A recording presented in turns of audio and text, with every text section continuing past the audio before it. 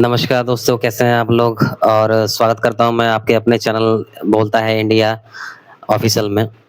तो आज हम बात करने जा रहे हैं विजय थलपति की पार्टी टीवीके के बारे में। क्या शानदार जीत हासिल किया है इन्होंने और आश्चर्यचकित कर दिया सबको कि मतलब एक नई पार्टी जो है, उभरती हुई पार्टी जो है और जो ज़्यादा समय नहीं हुआ उसको पार्टी बने हुए और 108 सीट का जो आंकड़ा है उन्होंने छुआ है। सबसे बड़ी पार्टी जो है तमिलनाडु में बन कर के आई है। मुझे आश्चर्यचकित मैं इसलिए भी नहीं हूँ क्योंकि मैंने जो है क्या कहते हैं 2014 में भी जो है आम आदमी पार्टी का जो है प्रदर्शन देखा था। लोग कह रहे थे कि ये नई पार्टी है, क्या जीत पाएगी? और फिर मतलब जो है सबको चौंका दिया उन्होंने। आने वाले टाइम में भी मतलब जो है फिर जो उसके बाद 16 मतलब जो है 2014 के बाद में फिर जो 19 वाला इलेक्शन हुआ, उसमें भी फिर मतलब जो क्या ज़बरदस्त जीत हासिल किया आम आदमी पार्टी ने जो है। तो मुझे आश्चर्यचकित मैं ज़्यादा हुआ नहीं कि मतलब जो है ये 108 सीट जो है विजय थालापति लेकर के आए।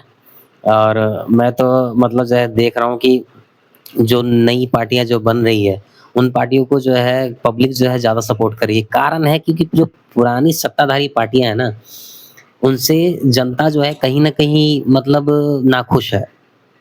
जैसे कि अभी बंगाल में ममता बनर्जी की जो 15 साल की जो शासन काल का जो अंत हुआ, वो सेम दर्शा रहा है कि भाई लोग चाह रहे थे बदलाव के बारे में, सोच रहे थे कि बदलाव हो और इस वजह से जो है बीजेपी को जो है वहाँ की जनता ने जो है जिताया।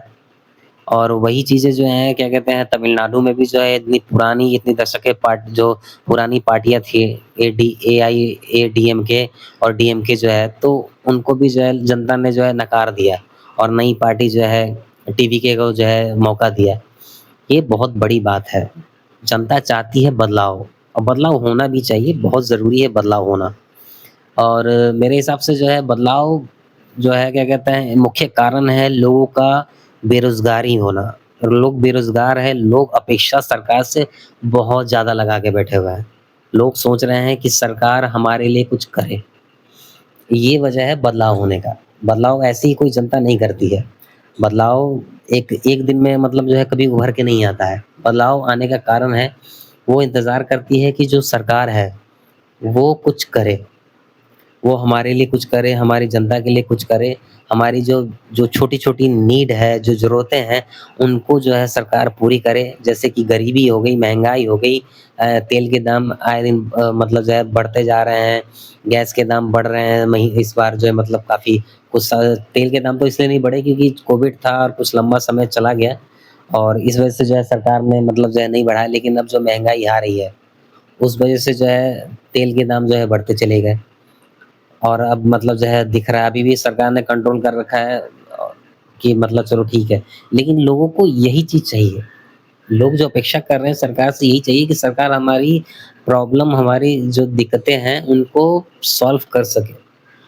ये ज़रूरी ये यही चीज़ें जो है बेसिक्स नीड है। बेसिक नीड इंसान को चाहिए कि भाई हमारी जो छोटी-छोटी ज़रूरतें हैं उनको सरकार पूरी कर सके। इसी वजह से जनता जो है बदलाव चाहती है और बदलाव ज़रूरी है।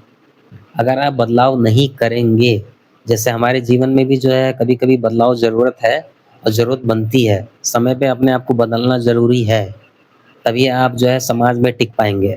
अगर आप पुराने ख़यालातों को और क्या कहते हैं वही पुराने टाइम के समय से जो है जीते चले जाएँगे, तो आप समाज से पीछे हो जाएँगे।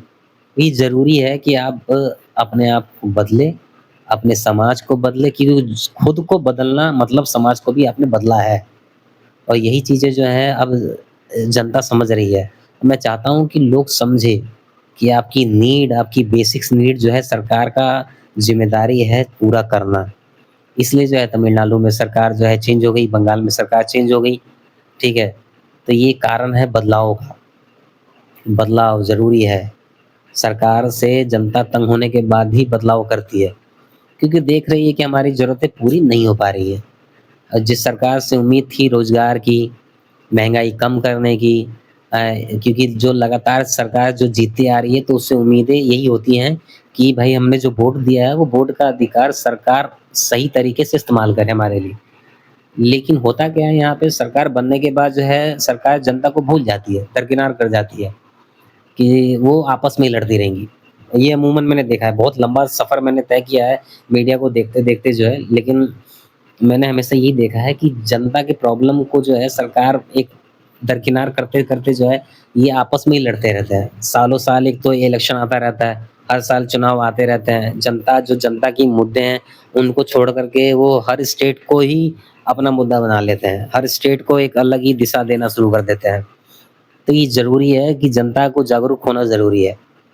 इसलिए बदलाव की सबसे पहली दिशा जो है वो हमें खुद से चालू करनी पड़ेगी और यही बदलाव जो है आगे जाकर के जो है हमारे आने वाली सरकार और हमारे आने वाले जनरेशन को चेंज कर देगी। इसलिए बहुत ज़रूरी है कि हम सरकार को चेंज करें, सरकार से सवाल पूछें, सरकार से ही हम अपने मुद्दों का जो अगर सरकार हमारे मुद्दों को नहीं उठा रही है, तो आने वाले इलेक्शन में उस चीज़ का जवाब जो है हम बहुत बखूबी तरीके से दे सकते हैं क्योंकि हमारे पास वोटिंग का पावर है।